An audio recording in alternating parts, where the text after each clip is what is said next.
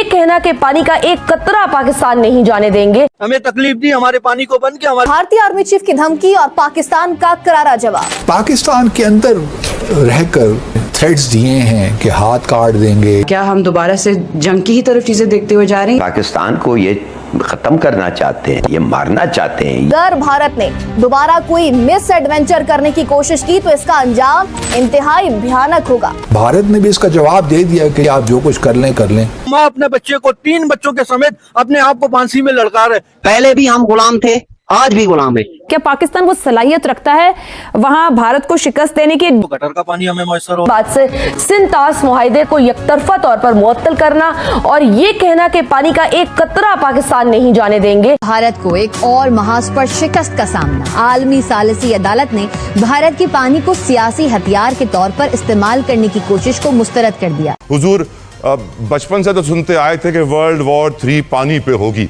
लेकिन अब हम देख भी यही रहे हैं। पाकिस्तान के अंदर रहकर शायद मुझे इसकी ज़्यादा कोई इतनी अहमियत नज़र नहीं आती। इसके अलावा कि जो आपने थ्रेट्स दिए हैं कि हाथ काट देंगे, ये कर देंगे, वो कर देंगे, उनकी शायद अब उस तरह ज़रूरत नहीं है। हमारे भी नहीं है, अहमियत अब भी नहीं है। बहुत ज़्यादा चीज़ हो जाए ना बार बार तो उसकी है। मिसाल के तौर पर देखिए ना, बिलावल साहब ने कह दिया कि जब तक सिंध-तास मुआहदा बहाल नहीं होता हमारे भारत के साथ ताल्लुकात नॉर्मल नहीं हो सकते। ये बात आप याद रखिए, हम जम्मू और कश्मीर के मुताल्लिक कहते थे कि जब तक जम्मू और कश्मीर का तनाज़ा हल नहीं होता उस वक्त तक पाकिस्तान और भारत के दरमियान ताल्लुकात ठीक नहीं हो सकते, नॉर्मल नहीं हो सकते। अब सिंध-तास मुआहदे को हम उस जगह पे लेकर आए और अगर चलिए कल सिंध-तास मुआहदा बहाल हो भी जाता है तो क्या ताल्लुकात नॉर्मल हो जाएंगे आपके भारत के साथ? बहुत बड़ा सवाल है। बहुत, मुझे तो नहीं लगता कि हो जाएंगे। Very crucial. हाँ, तो हमने एक वार्निंग शॉट जारी कर दिया है। अगली दफा फिर हम वो जवाब देंगे जो मेरे ख्याल में फिर आपकी टनल भी बैठ जाएगी, आपके बंद भी टूट जाएंगे। ये 2 हफ्ते से लगातार हमें पानी मयसर नहीं है। अगर मयसर हो रहा है तो गटर का पानी हमें मयसर हो रहा है।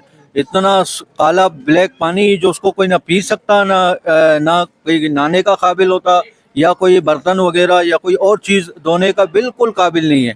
आप यकीन जानो, हम कारा पानी लेने में इंतहाई मजबूर हो चुके हैं। कई पड़ोसियों से इससे पाइप लेना, उससे पाइप लेना, उसकी समाजतें करना, उसकी मिन्नतें करना, उनसे पाइप लेना, अपने घर में कारे पानी को पहुंचाना। इतना ना वो पानी ना पी सकते हैं, ना हम ना कहीं और इस्तेमाल में ले सकते हैं।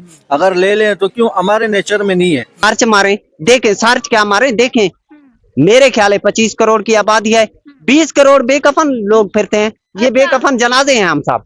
आप भी जनाजा हैं, हम भी जनाजे हैं, ये जनाजे हैं। हमें तकलीफ दी, हमारे पानी को बंद किया, हमारे गैस को बंद किया, हमारे बिजली को बंद किया, हमें बेरोजगार कर दिया। हम बच्चों को पढ़ा ना सके, ना तालीम अच्छी दे सके। वो माँ अपने बच्चे को 3 बच्चों के समेत अपने आप को फांसी में लटका रहे। क्यों लटका रहा है? ये वक्त का हाकिम का जिम्मेदारी है, उसका खबर लिया। छोटे छोटे बच्चों के पास जो मुंह अभी दूध से भरे हुए, दूध के दांत नहीं टूटे हुए, उनके पास रसायन निकालो वरना गोली मार दूंगा, और मार भी देते हैं। पाकिस्तान में जब भी कोई मुसीबत आती है तो वो इसका ठीकरा भारत पर फोड़ता है। आप टीवी या सोशल मीडिया पर देख ही रहे होंगे कि आजकल पड़ोसी मुल्क में पानी को लेकर कैसा हाहाकार मचा है। लेकिन इसका आउटकम क्या निकलेगा? क्या हम दोबारा से जंग की ही तरफ चीजें देखते हुए जा रहे हैं या एक पीसफुल एग्रीमेंट रीच हो जाएगा? थोड़ा सा ये जो हम बह जाते हैं ना अपनी बयानबाजियों में और तकरीरी मुकाबले में, इससे गुरेज करना चाहिए। सफारतकारी देखिए एक बड़ा नाजुक सा पेशा है, इसमें बहुत सी चीजों को देखना पड़ता है। इस तरह अपनी गिरबान को पकड़ रहे हैं। उमर,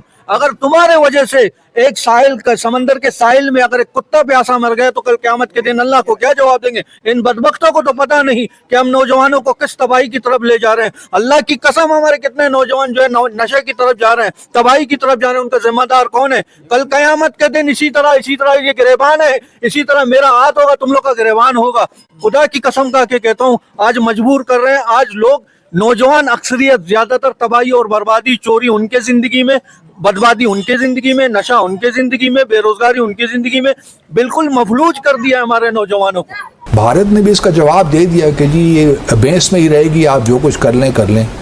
वही उन्होंने पैरेट कर दिया अपना बयान के जब तक टेररिज्म खत्म नहीं होगा उस वक्त तक हम ये बात इसको बहाल नहीं करेंगे। अब वो टेररिज्म कौन कहेगा कि टेररिज्म खत्म हुआ है नहीं हुआ? हम बरतानिया से आजादी लेकर हम अमेरिका के जूतों में पड़े हुए हैं। एक बड़ी गलत ट्रीटी साइन हुई है एक्चुअली देखा जाए एक पर्सपेक्टिव से कि आपने तीनों जो वेस्टर्न रिवर्स हैं उनका सारा पानी 33 मिलियन एकड़ फीट का वो आपने भारत को दे दिया है। पहले भी हम गुलाम थे, आज भी गुलाम है। पहले थे हम अंग्रेजों के गुलाम, बरतानिया के, आज उनके कुत्ते नहलाने वालों के गुलाम है।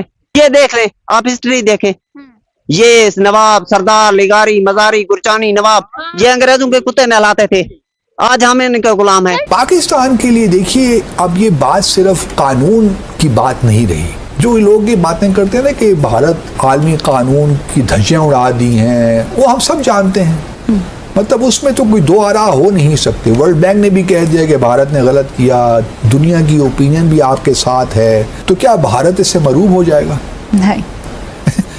मतलब कितना प्रेशर आप बिल्ड कर लेंगे? भारत ने एक फैसला कर लिया है, चाहे वो अब अमेरिका उसे कहे या बल्कि अमेरिका जो है किसी शायद लेवल पे कह भी रहा हो, लेकिन जो है भारत ने अब एक फैसला कर लिया है। वो अब आपकी बात इतना प्रेशर आप बिल्ड नहीं कर पा रहे। सच्ची बात तो यही है। कॉन्फ्रेंस के ऊपर भी थोड़ी रोशनी डालेगा कि कितनी कामयाब थी ये कॉन्फ्रेंस, दुनिया में जो पैगाम गया है क्या इंडिया को वो पैगाम समझ में आया है कि नहीं समझ में आया? वाटर वॉर्स का ताल्लुक है तो हमारे खिलाफ जंग अजीम दोम के बाद वाटर वॉर शुरू हो गई थी और हम उस वाटर वॉर से अभी तक निकले नहीं हैं। वाटर वॉर जो है वो नॉर्मली ये मिसाइलों और एटम बमों और टैंकों के साथ नहीं लड़ी जाती।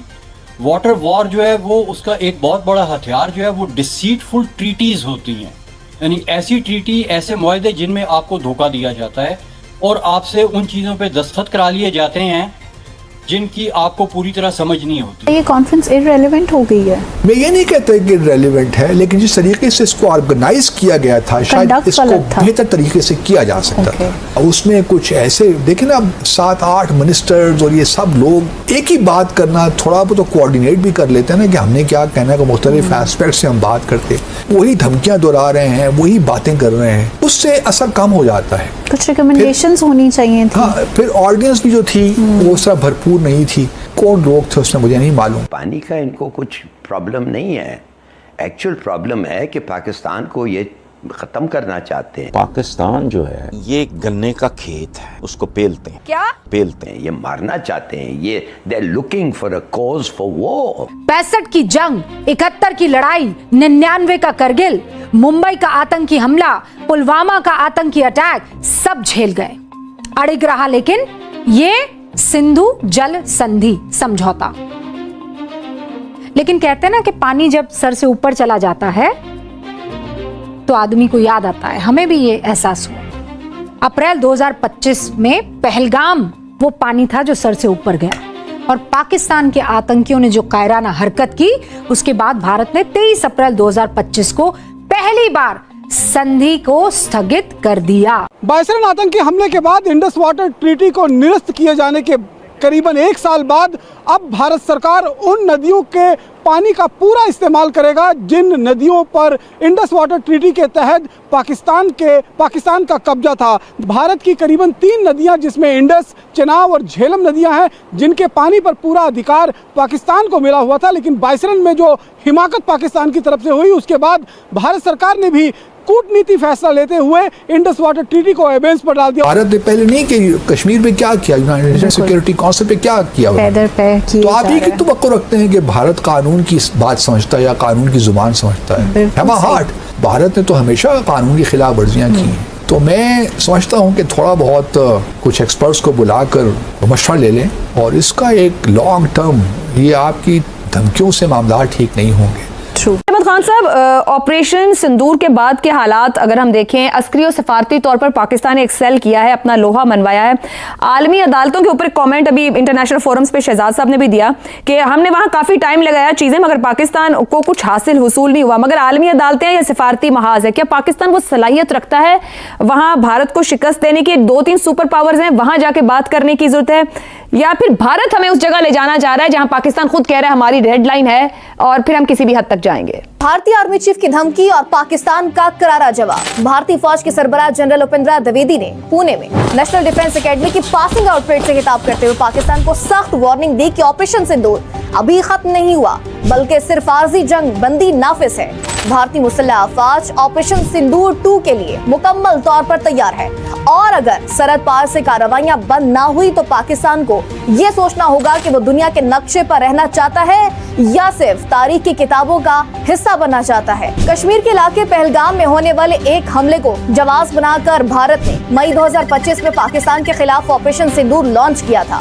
भारतीय फजाइया ने जंगी तैयारों के जरिए बहावलपुर, मुरीद के, मुजफ्फराबाद, कोटली, भिंबर और सियालकोट में मुख्तलिफ अहदाफ को निशाना बनाया। भारत का दावा था कि इस ऑपरेशन के दौरान उन्होंने तरबियती कैंपों को निशाना बनाया। ताहम पाकिस्तानी और बैनुल-अक़वामी मीडिया की रिपोर्ट्स के मुताबिक इन हमलों में मसाजिद, तालीमी इदारों और सिविलियन आबादी को नुकसान पहुंचा और 31 से ज्यादा बेगुनाह पाकिस्तानी शहरी, जिनमें खवातीन और बच्चे शामिल थे, शहीद हुए। ऑपरेशन सिंदूर और इससे जुड़े भारतीय प्रोपेगेंडे पर पाकिस्तान का बयानिया इंतहाई सख्त और वाज़ेह है। ISPR ने प्रेस कॉन्फ्रेंसेस में भारतीय तैयारों की तबाही के डिजिटल शवाहिद भी मीडिया के सामने पेश किए। पाकिस्तानी फौज के सरबराह फील्ड मार्शल सैयद आसिम मुनीर ने रावलपिंडी GHQ में खिताब करते हुए भारतीय अस्करी क़यादत को बावर करवाया है कि अगर भारत ने दोबारा कोई मिस एडवेंचर करने की The United States brokered this Indus Water Treaty of 1960. It's the only time I think that I know of where India and Pakistan have signed an agreement to the massive benefit of both of them. What does this agreement do? You can see it's a really dense river system. Both India and Pakistan need to irrigate. To do that efficiently, you need dams, and both of them were poor and didn't have the dams. They were going to cost $1 billion. The United States was willing to kick in half that money if they would both sign the treaty, and no terrorist event or anything derailed it, so they signed it, and this treaty has been operating some of these dams ever since to enormous benefit of both countries. Does the United States get any enduring gratitude from either one for doing this? No, zip. The United States tried to exercise diplomacy and to convince the Pakistanis and Indians to settle their differences, and it was a total flop.